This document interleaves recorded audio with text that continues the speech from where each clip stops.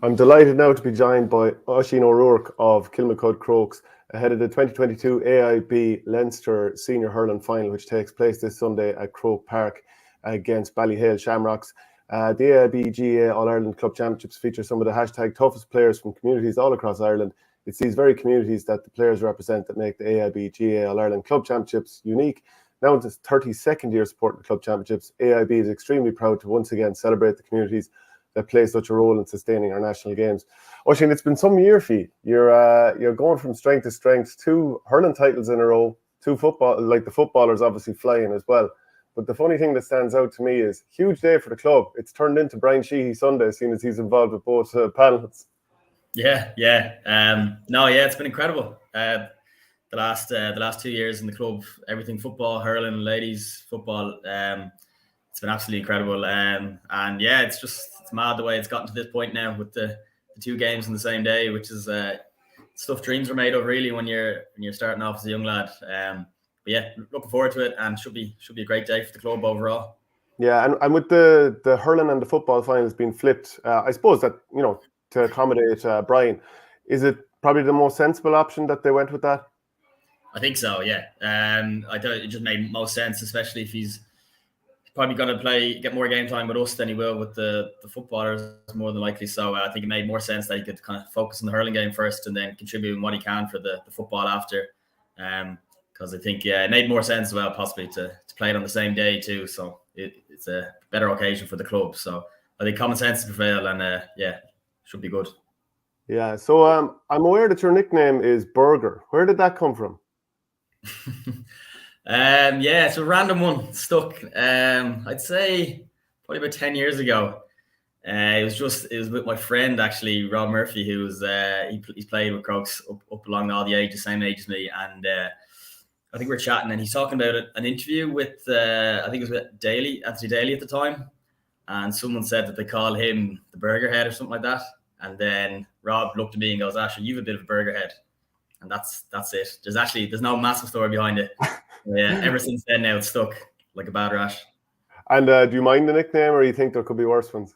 No, there could be a lot worse. So yeah, I think it's fine. I'm used to it now. What was your journey in terms of hurling? I know the likes of your brother Barry also played all the way up and is still playing as far as I know. But what was your journey in hurling? Were you always going to be a hurler? Well, I was hurling and football were my 2 sports. I played both up till minor.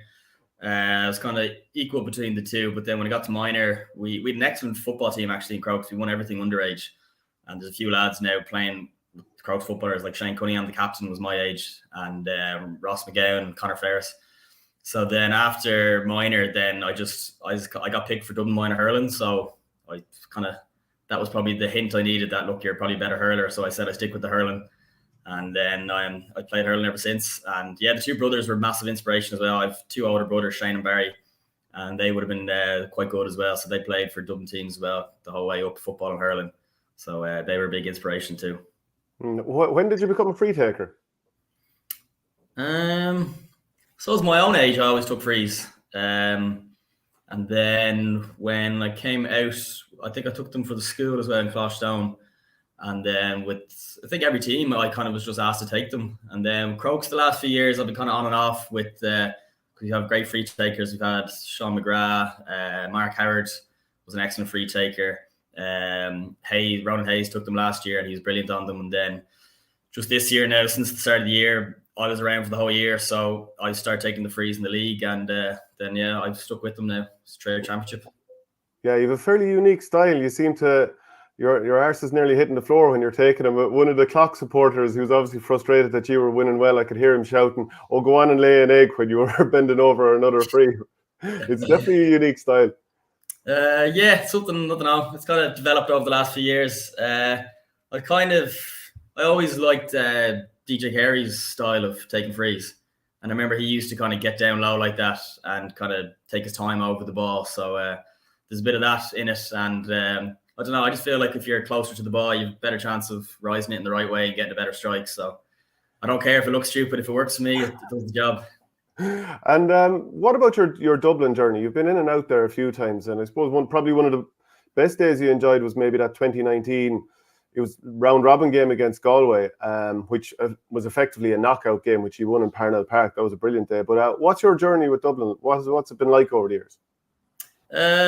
So I was called in, I think it was like 2014, around that. I think it was Daly's last year. I played well in the 21s match for Dublin, and then he called me in to go on a training camp to Portugal, actually. And then I was on the panel then for a few years, and then when Cunningham came in, I was on the panel there for 2 years, but I didn't get much of a run now under Cunningham. It's kind of the first year, a few substitute appearances, and then the second year, not much at all. So there's this bit of frustration. So then I left the panel then after that, just to go back to Crokes and enjoy my hurling. And then when Maddie came in, gave me a call and he got me back involved. And it was brilliant there for the first year. That year where we beat Galway, that was great. Fortunate to slip up against Laois. And then after that, then it was all COVID. So yeah, it was very kind of broken up then the next 2 or 3 years, and a bit of injury frustration as well. I think I missed the COVID championship with the one that was played in the winter. I kind of tweaked my hamstring, and then I missed the whole championship because I was run off so quickly. And then the following year then was the COVID year where we only came back in April. And then again, kind of slow coming back maybe from injury, but it's a bit disappointing not to get more of a run, I suppose. And then I just didn't really enjoy it that year at all. I felt it was a bit of a slog and not getting a decent opportunity. And then I just said, that was the year then we won county championship with Crokes last year, and I enjoyed my hurling so much when I went back with Crokes. And then I just said I'd focus on Crokes now for this year, and I think I've had my most enjoyable year playing hurling this year, so it's worked out well.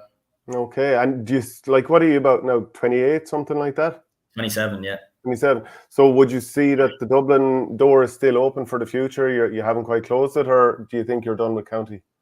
I'm not sure, to be honest with you. It'll always be slightly open, I suppose, but at the moment I'm just really loving Crokes, and I'm really loving this team and the environment that the managers have created. So I think that's going to be my sole focus for the minute anyway. Yeah, so I'd say for a long spells you were one of the youngest on the panel, and now all of a sudden with the change over the last couple of years, you're probably one of the elder statesmen. Yeah, it's flipped fairly dramatically now the last 2 years, I'd say. There's been excellent minor teams in Crokes now the last 3 or 4 years, and we've gotten loads of new lads coming through. So the average age of the squad has dropped dramatically, and I'm still, despite being 27, I'm still probably like the 3rd or 4th oldest on the team or something like that. So thank God the likes of Bill O'Carroll and Rob O'Loughlin are still playing, because they're bringing up the age a bit. But it's grand. It's there's no different role to being the older player in the team, I think, because all the young lads, they're such great heads on their shoulders, and they're very mature as well. So there's not much minding needed or anything like that. Yeah, I mean, a couple of the young lads that have come through in the last year or two, the ones that stand out to me are Davy Crowe and Dara Purcell, because I had them both with the UCD freshers. But geez, Dara Purcell in the semi-final against the other day was unbelievable. I think it was 4 stick pass assists he had in the first half alone. Like he is some dynamo, and what I found about him is he's a leader. He plays well on days where you really need him to. Yeah, exactly. Yeah, Dara's been brilliant for us since he came. Like, you nearly forget that the likes of him, Davy Crowe, Keane Colsig, all these lads, Brian Hayes now this year, Scanlon, they're all literally their second year playing senior hurling. So Brian Hayes' first year playing senior hurling, and to be performing at the level they're at is absolutely incredible. And it just shows how well coached they are underage and how mature they are as well, that they can perform at such a high level at such a young age. Because I found myself, even when I came into senior hurling, it took a few years to really settle into it and get up to the pitch of it. So it's absolutely phenomenal what they're doing. Yeah, the game against St. Mullins, that kind of, I think it rubber stamped the fact that you are a bit of a Croke Park team, that this would be the stage suited to the speed you have. Like you mentioned, the likes of Brian Hayes, Dara Purcell, like you've played in Croker a load. Fergal Whiteley stood out a lot the other day as well, and obviously Ronan Hayes. So do you kind of feel like it's great to get that game at Croke Park under your belts now as well before going into the final against Ballyhale? Yeah, definitely helps. Because the fair few lads wouldn't have that too much experience at Croke Park, despite it being, or people perceiving that it might suit our game or whatever. It's still kind of a big deal, and you're not sure how people will react when they get out there. So it was nice to start the game so well in a new environment. I think we started the game well, and then we progressed. We played a good first half, so that was good. And it's nice that we got that under our belts. But people say it's going to suit us and all this, but at the end of the day, it's still a game of hurling, and you still need to win the battle and all that. So the pitch won't win you much games, so we know that we had to bring the fight and make sure we had the right attitude, and we did on the day, so that helped us in the semi-final. Yeah, you mentioned Bill O'Carroll there earlier. He was probably slightly fortunate not to see the line the other day, and there's 2 games in a row I think he's been taken off when he's been on a yellow card. So, like, do you think he slightly got away with one there? Like, he played brilliantly, but he slightly got away with one there. Yeah, possibly.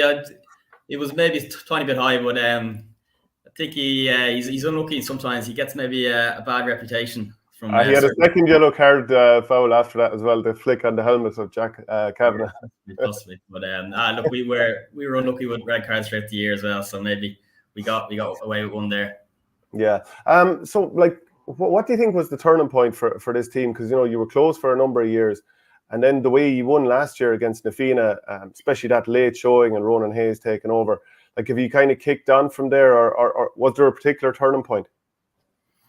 No, I think just since this management team came in place, it was actually 3 years ago they came in place, and we had Aidan DePuer as the manager, but then he had to step away after the first year, and we started putting proper structures in place and proper like team culture in place, and making sure the right attitude was there at every single training. And that first year we were caught in the quarterfinals against Lucan, and we were fairly disappointed with that day. But then, ever since then it's just been developing our game plan. Using the man in the best position, finding space. And I think it's just, it's been a roller coaster since then. It's just been game on game, and we're trying to implement our own principles and improve every game. And I think it's working. It's working for us, and we're delighted the way it's going. Yeah, the Ballyhale, though, what do you think of what they're going to bring to the table? Yeah, it's going to be a massive, massive challenge, obviously. Such quality and experience in their ranks, so we're going to have to probably give our best performance of the year, or even of the last 2 years, to try and beat them. So it's a challenge, and it's something we're going to relish. Yeah, so, I feel like.